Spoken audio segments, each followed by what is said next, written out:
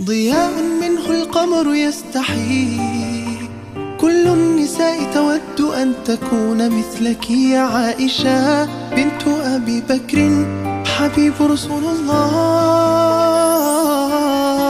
Bismillahirrahmanirrahim. Assalamualaikum warahmatullahi wabarakatuh. Alhamdulillahirabbil alamin wassalatu wassalamu ala asrofil anbiya'i wal mursalin wa ala alihi wa sahbihi ajmain, amma ba'du. Pertama-tama marilah kita panjatkan puji syukur kehadirat Allah Subhanahu wa taala yang mana pada hari ini kita masih diberi kesempatan, kesehatan, iman dan Islam. Selanjutnya salawat barangkaikan salam tak luput pula kita haturkan kepada junjungan kita Nabi besar Muhammad SAW dengan lafaz Allahumma sholli ala sayyidina Muhammad wa ala ali sayyidina Muhammad. Baiklah, perkenalkan saya Indah Sari, semester 5 dari Prodi Pendidikan Agama Islam STAI Anda 2 Kuala Tungkal. Di sini saya akan membahas sifat terpuji dan tercela dari mata kuliah Hadis Tarbawi. Saya bersama rekan saya Asmaul Husna di sini sedikit akan membahas tentang sifat terpuji dan tercela. Baiklah, kita mulai saja. Akhlakul karimah atau bisa juga disebut dengan akhlak terpuji. Akhlak terpuji atau disebut akhlak karimah ialah suatu kelakuan, adat istiadat, perbuatan kita yang mulia, yang terpuji, yang mendatangkan kecintaan pada orang yang mendengarnya ataupun yang melihat dengan perbuatan kita. Selanjutnya, sebagaimana hadis Rasulullah SAW yang diriwayatkan oleh hadis riwayat Muslim yang berbunyi akmalul mu'minina imanan ahsanuhum khuluqan, yang artinya orang mukmin yang paling sempurna imannya adalah yang paling baik akhlaknya. Hadis riwayat Abu Dawud. Mengapa kita harus memiliki akhlak terpuji? Karena akhlak terpuji dapat mendatangkan kebaikan pada diri kita maupun pada orang lain. Seperti apa akhlak terpuji itu?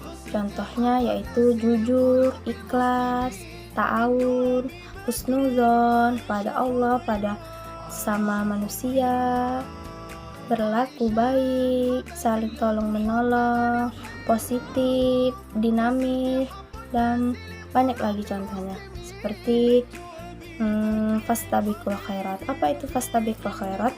Yaitu fastabiqul khairat ialah berlomba-lomba dalam kebaikan. Apa ciri-cirinya? Yaitu yang pertama, niat yang ikhlas. Jika niat kita yang ikhlas, pasti suatu kebaikan akan mudah muncul dalam diri kita sendiri. Selanjutnya, merasa beruntung apabila kita melakukan kebaikan dan merasa rugi kalau kita tidak melakukan kebaikan. Selanjutnya, cinta pada kebaikan dan cinta kepada orang yang melakukan kebaikan. Dan apa balasan bagi orang-orang yang berlaku baik ini? Yaitu diluangkan dalam Al-Quran surah An-Nahl ayat 128 yang artinya sesungguhnya Allah berserta orang-orang yang bertakwa dan melakukan kebaikan. Nah, itulah tadi sekilas tentang akhlak terpuji. Selanjutnya yaitu akhlak tercela. Apa itu akhlak tercela? Yaitu sering juga disebut orang sebagai akhlakul mahmuzah, yang artinya akhlak tercela, yaitu perbuatan yang dilarang oleh Allah yang akan mendatangkan kerugian pada diri kita sendiri maupun pada orang lain, dan akan mendapatkan dosa apabila kita mengerjakannya. Seperti apa sifat-sifat tercela itu? Contohnya yaitu seperti hasad, dengki, sombong, riya, takabur, suudzon, zalim, dan lain sebagainya. Sebagaimana hadis yang diriwayatkan oleh Bukhari Muslim, yaitu innallaha karimun yuhibbul karama wa ma'aliyal akhlaqi wa yubghid sifsafaha.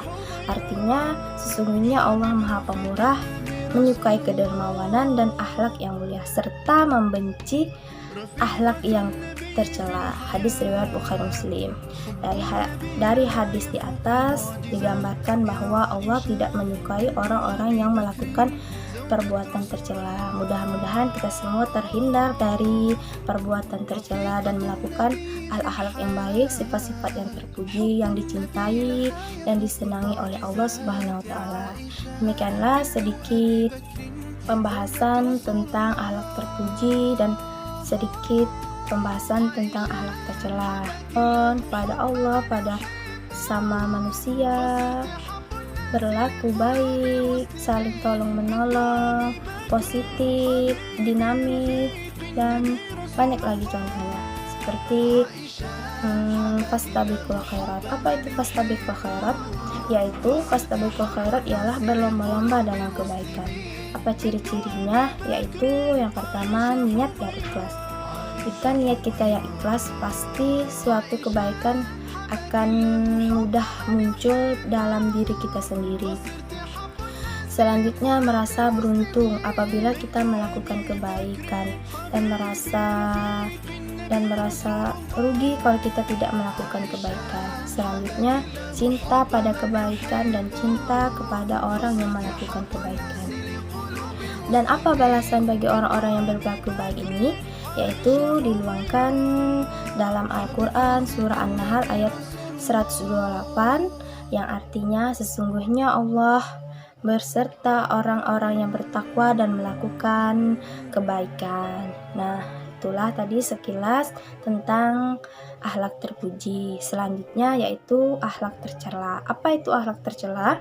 Yaitu sering juga disebut orang sebagai akhlakul mahmuzah, yang artinya akhlak tercela, yaitu perbuatan yang dilarang oleh Allah yang akan mendatangkan kerugian pada diri kita sendiri maupun pada orang lain, dan akan mendapatkan dosa apabila kita mengerjakannya.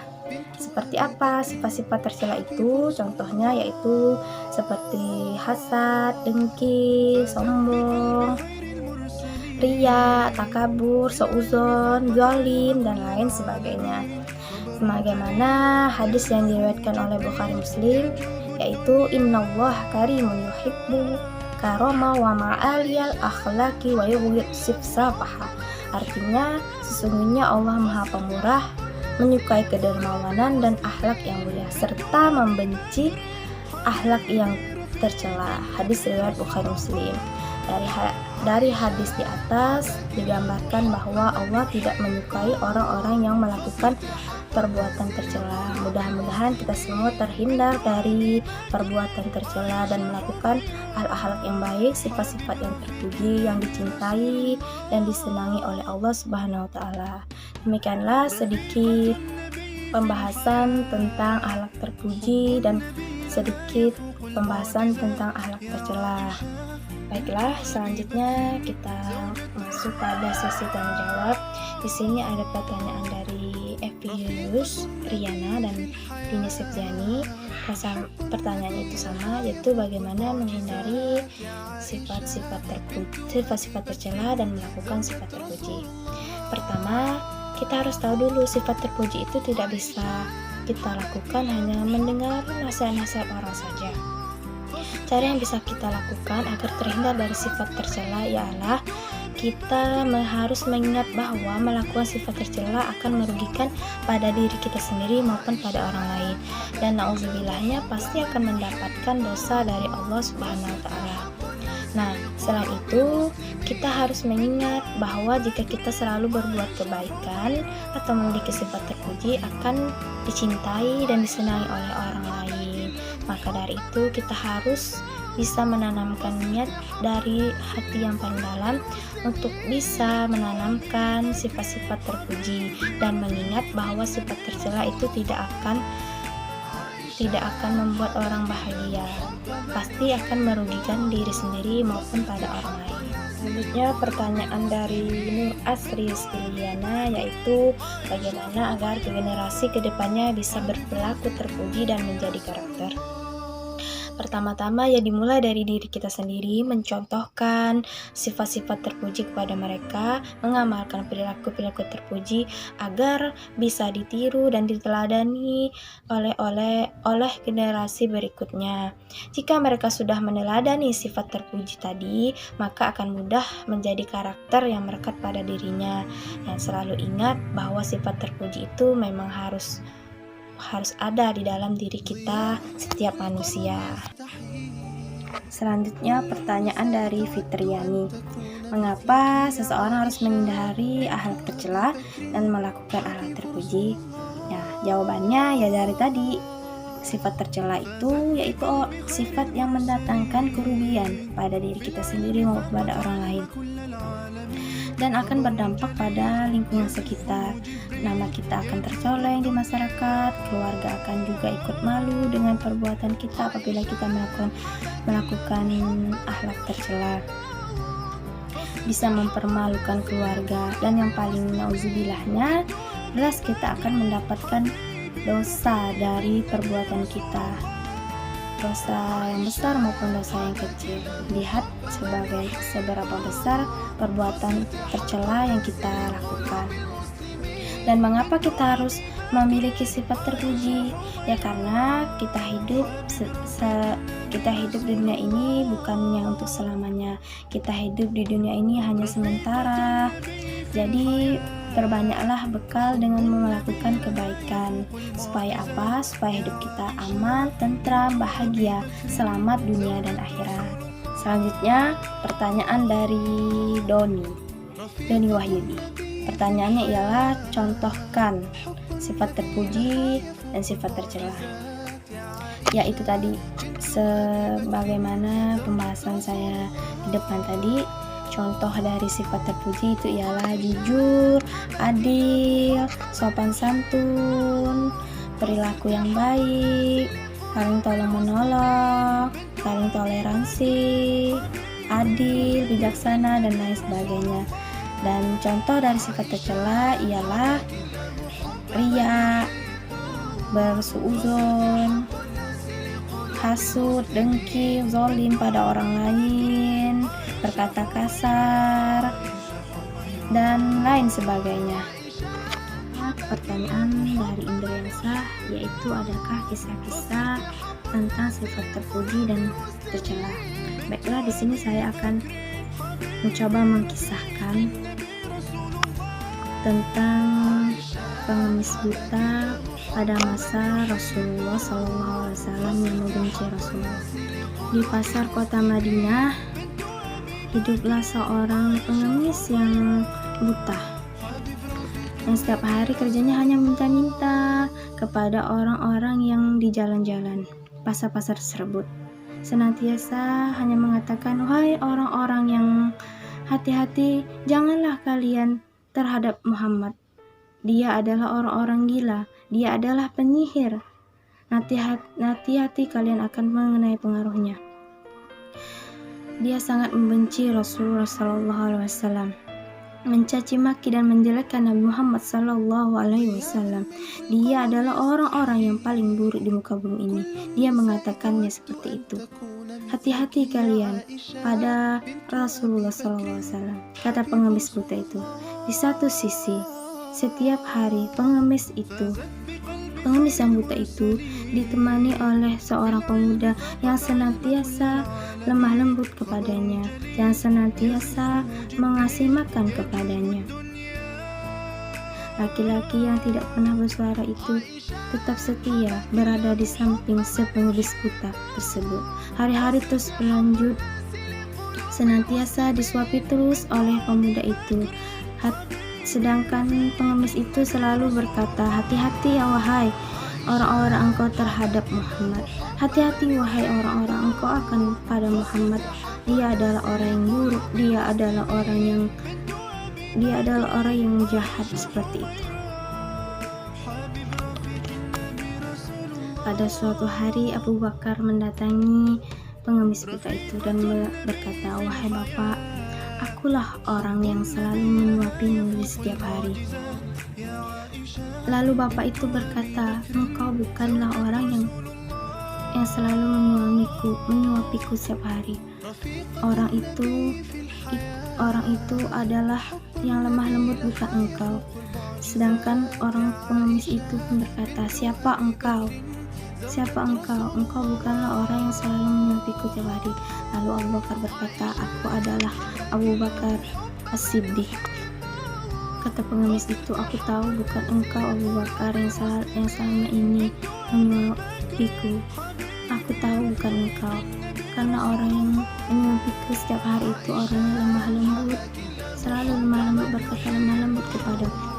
Orang yang selalu memberi makan kepadaku itu ialah orang yang selalu mematkan makanannya dulu, baru mengasihnya kepadaku. Orangnya sangat lemah lembut. Selama dunia ini aku tidak pernah menemukan orang selemah lembut selain dia, wahai Abu Bakar, kata si pengemis buta itu. Dan aku sangat menyayangi orang itu karena ia sangat lemah lembut. Dan bukan engkau tapi Abu Bakar, bukan engkau orangnya Abu Bakar, bukan engkau Abu Bakar, kata si pengemis. Lalu Abu Bakar berkata tak kuasa menahan air matanya.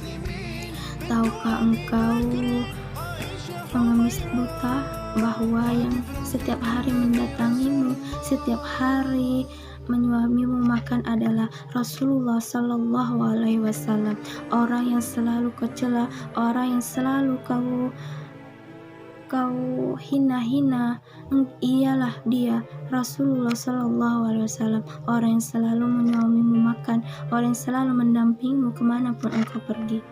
Kini Rasulullah telah tiada, ia sudah meninggal. Seketika itu juga si pengemis itu terdiam. Dan menangis sekencang-kencangnya karena ia tidak tahu bahwa orang yang selama ini menemani, yang selama ini menyuapinya makan ialah orang yang selalu ia benci, selalu ia hina-hina, yaitu Rasulullah Shallallahu Alaihi Wasallam. Seketika itu juga pengemis itu menitiskan air mata tak terbendung lagi, dan seketika itu ia berkata, Akulah orang yang paling zalim di dunia ini, karena aku sudah tidak tahu kalau yang memberiku makan tiap hari mendampingiku, orang yang selalu aku fitnah, yang selalu aku caci maki, dan orang yang selalu menemaniku itu ialah Rasulullah Shallallahu Alaihi Wasallam. Bisa-bisanya, kata beliau, aku bisanya mencaci maki orang-orang yang lemah lembut dunia ini. Bisa-bisanya aku mencaci orang yang paling baik kepadaku sendiri.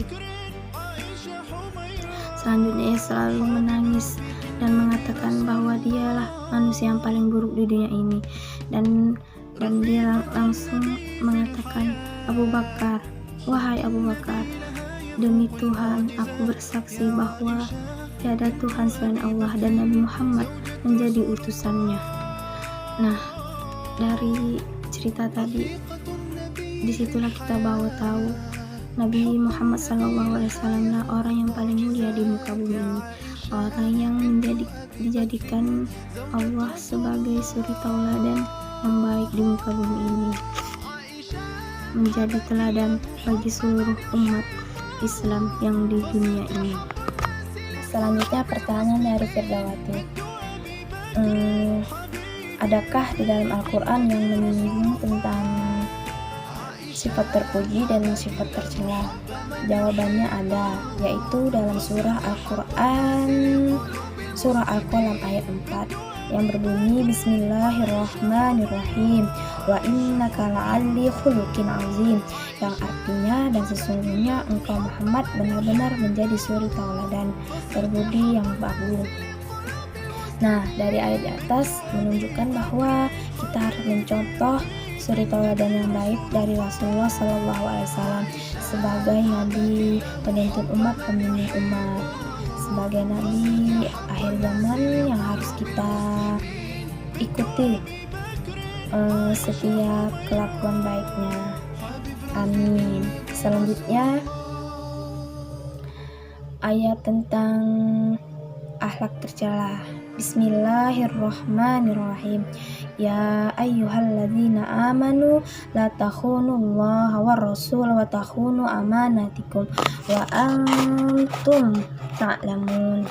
yang artinya, hai orang-orang yang beriman, janganlah kamu mengkhianati Allah dan Rasul-Mu, dan janganlah engkau mengkhianati amanah-amanah yang dipercayakan kepadamu, sedang kamu mengetahuinya.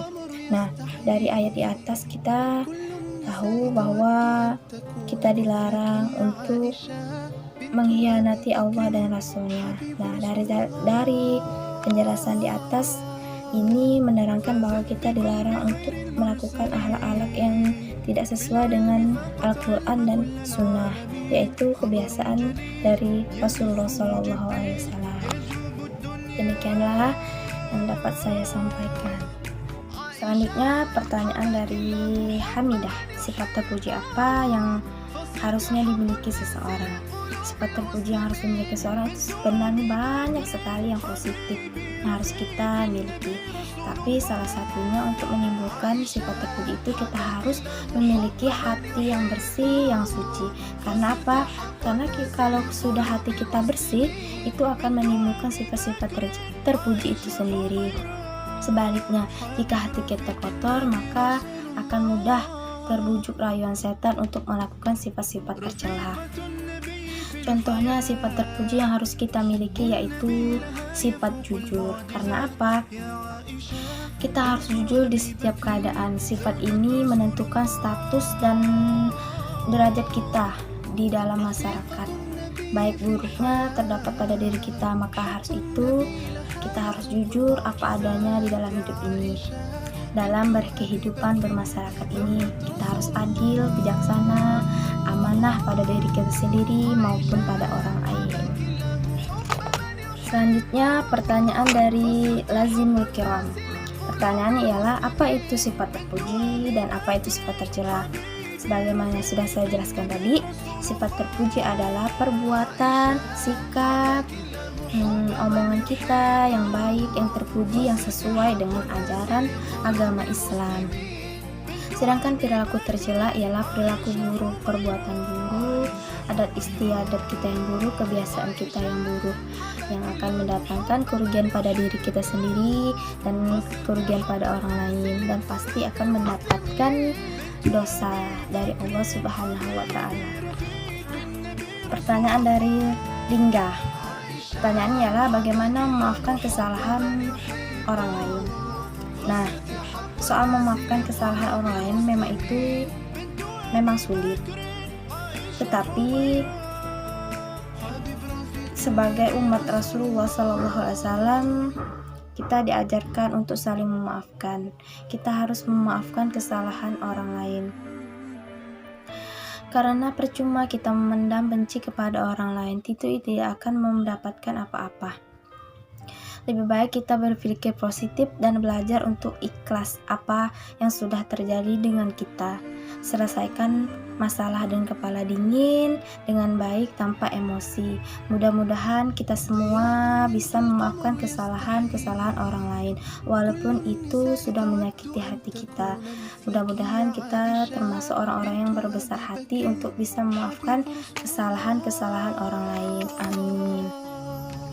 Selanjutnya pertanyaan dari Fitriani. Mengapa seseorang harus menghindari akhlak tercela dan melakukan akhlak terpuji? Ya, jawabannya ya dari tadi. Sifat tercela itu yaitu sifat yang mendatangkan kerugian pada diri kita sendiri maupun pada orang lain, dan akan berdampak pada lingkungan sekitar. Nama kita akan tercoreng di masyarakat, keluarga akan juga ikut malu dengan perbuatan kita apabila kita melakukan akhlak tercela. Bisa mempermalukan keluarga, dan yang paling nauzubillahnya, jelas kita akan mendapatkan dosa dari perbuatan kita, dosa yang besar maupun dosa yang kecil. Lihat seberapa besar perbuatan tercela yang kita lakukan. Dan mengapa kita harus memiliki sifat terpuji? Ya karena kita hidup di dunia ini bukannya untuk selamanya. Kita hidup di dunia ini hanya sementara. Jadi perbanyaklah bekal dengan melakukan kebaikan. Supaya apa? Supaya hidup kita aman, tentram, bahagia, selamat dunia dan akhirat.